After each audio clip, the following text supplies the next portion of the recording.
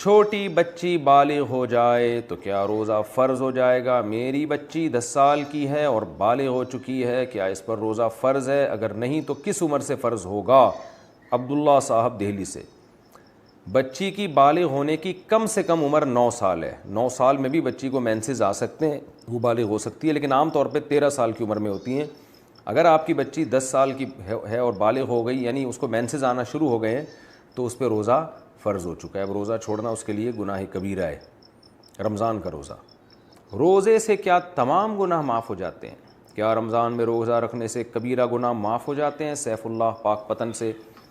دیکھیں حدیث میں جو آتا ہے نا، رمضان سے گناہ معاف ہوتے ہیں اور تہجد اور قیام اللیل سے معاف ہوتے ہیں، تو اس سے علماء کہتے ہیں صغیرہ گناہ مراد ہوتے ہیں۔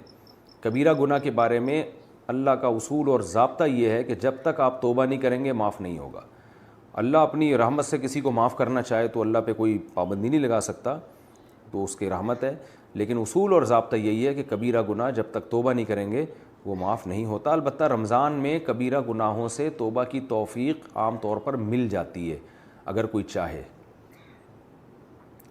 رمضان میں اصلاح نفس کا طریقہ، رمضان المبارک میں انسان کی اصلاح کا کیا طریقہ ہونا چاہیے؟ محمد سفیان، بہت اچھا سوال کیا ہے۔ دیکھو رمضان کا اللہ نے مقصد بتایا ہے لعلکم تتقون، تاکہ تم گناہوں سے بچو۔ تو پہلے تو اصلاح کا مفہوم آپ کے ذہن میں آنا چاہیے۔ اصلاح کہتے کسے ہیں؟ اصلاح کا مطلب ہوتا ہے آپ کی زندگی سے چھوٹے بڑے سارے گناہ نکل جائیں۔ تو اب آپ نے رمضان میں روزہ رکھنا ہے، تراویح پڑھنی ہے، تہجد، اس نیت سے کہ میرا اللہ سے اتنا تعلق قائم ہو جائے کہ رمضان سے پہلے جو میں گناہ کرتا تھا، عید کا چاند نظر آنے سے پہلے میں ان گناہوں سے پاک ہو جاؤں اور مجھے سچی توبہ کی توفیق مل جائے۔